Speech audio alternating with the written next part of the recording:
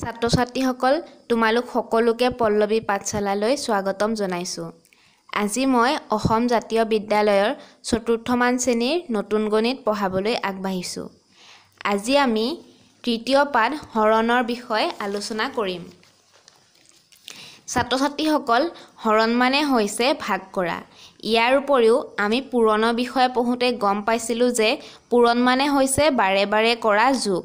ঠিক একেদৰে হৰণ মানে হৈছে বাৰে বাৰে কৰা বিয়োগ। সেইটোনো কেনেকৈ হয় আহাচোন আমি এটা উদাহৰণৰ সহায়ত ভালদৰে শিকি লওঁ। ধৰি লোৱা আমাৰ হাতত 20টা মাৰ্বল আছে। এতিয়া আমি এই 20টা মাৰ্বল 4জন বন্ধুৰ মাজত সমানে ভগাই দিব লাগে। এতিয়া 4জন বন্ধুৰ নাম হৈছে ৰাম, হৰি, যদু, মধু। এতিয়া আমি প্ৰথম যেতিয়া ভগাম তেতিয়া আমি এই 20টা মাৰ্বলৰ প্ৰথম এই 4টাকে ভগাই লওঁ আহাচোন। এই 4টা মাৰ্বল যদি আমি 4জন বন্ধুৰ মাজত সমানে ভগাই দিওঁ তেতিয়াহ'লে কেইটাকে পৰিব? গাইপতি এটাকে পৰিব। 1 2 3 4। গতিকে আমি 20টাৰ পৰা এতিয়া কেইটা গ'ল? 4টা। আমি এতিয়া লিখিম 20 বিয়োগ 4 থাকিলে কিমান? 16। এতিয়া আমি ঠিক তেনেদৰে আমি এই 4টা মাৰ্বলো এতিয়া আমি বন্ধু কেইজনৰ মাজত ভগাই দিম। এতিয়া আমি ভগাই দিলে পাম ৰামৰ ভাগত আকৌ একাইপতি তেনেকে এটা এটাকে পৰিব। এতিয়া আমি ইয়াৰ বিয়োগফল 16 পাইছিলোঁ। এতিয়া এই 16ৰ পৰা আকৌ 4টা গ'ল। গতিকে থাকিলে 12টা মাৰ্বল। এতিয়া ঠিক তেনেদৰে আমি এই 4টাকো আমি সমানে ভগাই দিওঁ। 1 2 3 4টা। ঠিক তেনেদৰে এই 4টাকো ভগাই দিলোঁ। 1 2 3 4টা। ঠিক তেনেদৰে এই 4টাকো আমি ভগাই দিলোঁ। 1 2 3 4টা। এতিয়া আমি কেনেকৈ বিয়োগ কৰিছোঁ? প্ৰথমতে 20টা মাৰ্বলৰ পৰা প্ৰথমতে 4টা দিলোঁ, সেইটো থাকিলে 16। এইটো আমি প্ৰথমবাৰ কৰিছোঁ। তাৰপাছত এই 16টাৰ পৰা আকৌ 4টা দিলোঁ, তেতিয়া থাকিলে 12টা আৰু আমি দ্বিতীয়বাৰ বিয়োগ কৰিছোঁ। 12ৰ পৰা আমি আকৌ 4টা বিয়োগ কৰিছোঁ, তেতিয়া থাকিলে 8টা। 8টা মাৰ্বলৰ পৰা আমি আকৌ 4টা মাৰ্বল ভগাই দিছোঁ, গতিকে থাকিলে 4। এই 4টা যিটো লাষ্টত বাকী থাকিলে আমি তাকো আকৌ 4টা মাৰ্বল সমানে ভগাই দিছোঁ, গতিকে একেবাৰে থাকিলে লাষ্টত গৈ 0টা। অৰ্থাৎ ইয়াত এটাও মাৰ্বল বাকী থকা নাই। গতিকে আহাচোন আমি চাওঁ আমি কেইবাৰনো বিয়োগ কৰিলোঁ। এইটো প্ৰথমবাৰ বিয়োগ কৰিলোঁ, এইটো দ্বিতীয়বাৰ, এইটো হৈছে তৃতীয়বাৰ, এইটো হৈছে চতুৰ্থবাৰ বিয়োগ কৰিছোঁ, তাৰপিছত এইটো হৈছে পঞ্চমবাৰ আমি বিয়োগ কৰিছোঁ। ছাত্ৰ ছাত্ৰীসকল এতিয়া চাওঁ আহাচোন ৰামৰ ভাগতনো কেইটাকে মাৰ্বল পৰিলে। এতিয়া আমি ৰামৰ ভাগত পৰা মাৰ্বলৰ সংখ্যা পালোঁ 1 2 3 4 5টা। তাৰপিছত হৰিয়ে পালে 1 2 3 4 5টা। অৰ্থাৎ ৰাম হৰি দুইজনে 5টা 5টাকে পাইছে। এতিয়া যদুৰ তাত চাওঁ আহাচোন কেইটা পৰিছে? 1 2 3 4 5টা।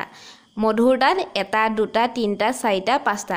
অৰ্থাৎ 4জন বন্ধুৰ তাতে মাৰ্বল 5টা 5টাকে পৰিছে। এতিয়া আমি বাৰে বাৰে বিয়োগ কৰি নাথাকি আমি ডাইৰেক্ট 20টা মাৰ্বল আছিলে 4জন বন্ধুৰ মাজত সমানে ভগাই দিছোঁ। গতিকে আমি এইটো কেনেকৈ পাম? যদি 4টোৱে 20ক হৰণ কৰোঁ তেতিয়া ফলাফলটো পাম 5। এতিয়া আমি তোমালোকে মন কৰা আমি বিয়োগ কৰোঁতেও বাৰে বাৰে যেতিয়া বিয়োগ কৰিছিল তেতিয়া পাইছিলোঁ 5বাৰ আমি বিয়োগ কৰিছোঁ। এতিয়া তোমালোকে এই হৰণ ফলটো তোমালোকে 5টো পালানে? গতিকে আমি বাৰে বাৰে বিয়োগ নকৰি আমি হৰণৰ সহায়তে অতি সহজতে আমি ইয়াৰ ফলাফলটো লাভ কৰিব পাৰোঁ। ছাত্ৰ ছাত্ৰীসকল এতিয়া নিশ্চয় তোমালোকে হৰণৰ বিষয়ে কিছু সম্যক জ্ঞান লাভ কৰিব পাৰিছা। এতিয়া আমি আহাচোন উদাহৰণসহ কেইটামান হৰণ উলিয়াবলৈ চেষ্টা কৰোঁ। প্ৰথম উদাহৰণটো হৈছে 210ক আমি 5ৰে হৰণ কৰিব লাগে। এতিয়া আমি 5ৰে যেতিয়া হৰণ কৰিম তেতিয়া আমি 210টো আমি হৰণ কৰোঁতে আমি প্ৰথমতে চাম যে 5ৰে 2 হৰণ যায় নেকি। গতিকে আমি জানো যে 5ৰে 2 হৰণ নাযায় কাৰণ ই হৈছে সৰু গতিকে আমি প্ৰথমতে কি ললো মই তোমাক আকৌ এবাৰ পাতি দিছো 210 আমি 2 হৰণ নাযায় গতিকে আমি কিন্তু ললো 1 টো লৈ ললো আমি জানো যে এতিয়া 21 কো তোমালকে মন কৰিব পাৰা যে 21 কো 5ৰে সম্পূৰ্ণভাৱে হৰণ নাযায় গতিকে আমি কি লম 5ৰে 21 সম্পূৰ্ণ হৰণ নোযোৱাৰ বাবে আমি 21তকৈ ঠিক সৰু এটা সংখ্যা লব লাগিব আমি 21তকৈ 21ৰ তলত পাওঁ যে 5 4 গুণ 20 গতিকে আমি কোনটো লম 4 আমি লৈ লম 5 4 গুণ 20 গতিকে ইয়াৰ যদি আমি 21 বা 20 বিয়োগ কৰোঁ তেনেহলে এক এটা বাকি থাকিলে গতিকে ইয়াত একটা বাকি থাকিলে এতিয়া 5ৰে 1ক হৰণ নাযায় গতিকে আমি শূন্যটো তললৈ লৈ আনিলো এতিয়া 5ৰে 10ক আমি হৰণ কৰিম আকৌ গতিকে হৰণ কৰিলে আমি কি কৰিম যেহেতু 5 2 গুণ 10 গতিকে 2 টো ইয়াত পাতিলো আৰু 10 টো ইয়ালৈ আহিলে তোমালোকে জানানে এতিয়া আমি যেটো ভাগফল যেটো পাইছো এটো আমি যেনেকে 5ৰে 210 হৰণ কৰে যেটো পাইছো হেতুক আমি কওঁ ভাগফল বা হৰণ ফল যাক আমি হৰণ কৰিম তাক কোৱা হয় ভাজ্য ইয়াত ভাজ্যটো কোনটো 210 আৰু 5 টোক আমি কওঁ ভাজক এতিয়া যেহেতু আমি লাষ্টত গৈ পেলে একো ইয়াত নৰখিলে গুটেখিনি হৰণ গুছি গলগে আমি লাষ্টত গতিকে শূন্য এটা পাছো আৰু এই শূন্যটো হৈছে ভাগশেষ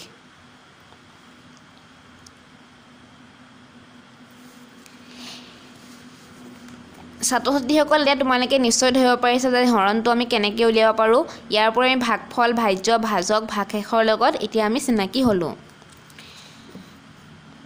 তোমালোকে জানিবৰ বাবে মই আকৌ এটা উদাহৰণ দি বুজাবলৈ চেষ্টা কৰিম আমি এবাৰ হৰণ কৰিম 11556ক 12ৰে এতিয়া আমি আগৰ দৰে চাম 12ই 1ক হৰণ নাযায় 12ই 11কো হৰণ নাযায় গতিকে আমি এটা কি লম 115 লম 12 এতিয়া 115ক সম্পূৰ্ণভাৱে হৰণ নাযায় গতিকে আমি আগতে পাইছো যে 115তকৈ ঠিক সৰু সংখ্যাটো যেটোক 12ই হৰণ যায় আমি সেইটো লম গতিকে 12ই লাষ্টত যদি আমি পূৰণ কৰি গৈ থাকো তেনেহলে কি পাম 12 9 গুণ 108 গতিকে আমি 108 টো পাতি ললো এতিয়া তোমালোকে এটা কথা মন কৰিবা যে আমি সদায় যেটো আমি যাক হৰণ কৰিম তাতকে ঠিক সৰু সংখ্যাটোহে লম তাতকে ডাঙৰ সংখ্যাটো আমি নলও এতিয়া তোমালোকে এইটো উদাহৰণটো আমি 5 4 গুণ 20 পাছিলো 5 5 গুণ 25 কিন্তু আমি 5 5 গুণ 25 টো নলও কাৰণ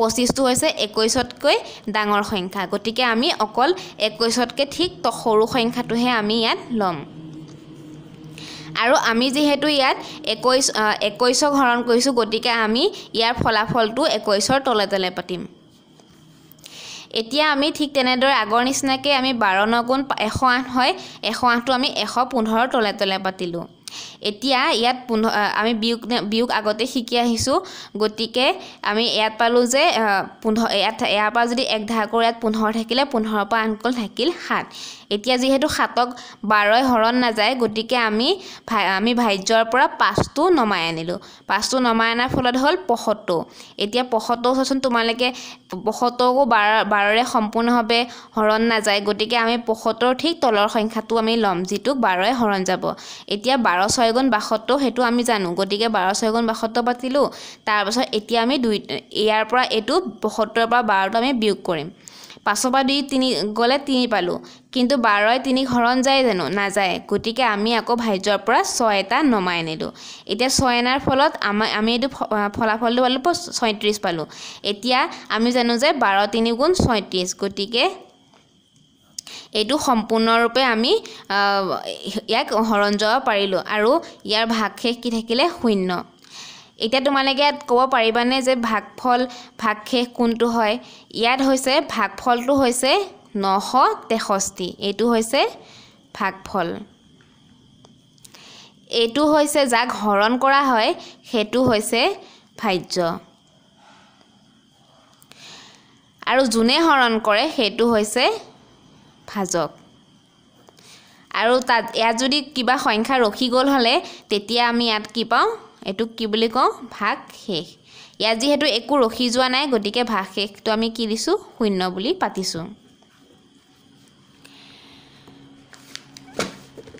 এতিয়া আমি ছুটি নিয়মেৰেনো কেনেকৈ হৰণ কৰে সেই বিষয়ে শিকোৱা আহাচোন আমাক দিয়া হৈ আছে যে 4473 হাতেৰে হৰণ কৰিব লাগে এতিয়া মই তোমালোকক এটো পাতি থসু কৰি মই তোমালোকক আকৌ এবাৰ কৰি দেখাই দিছো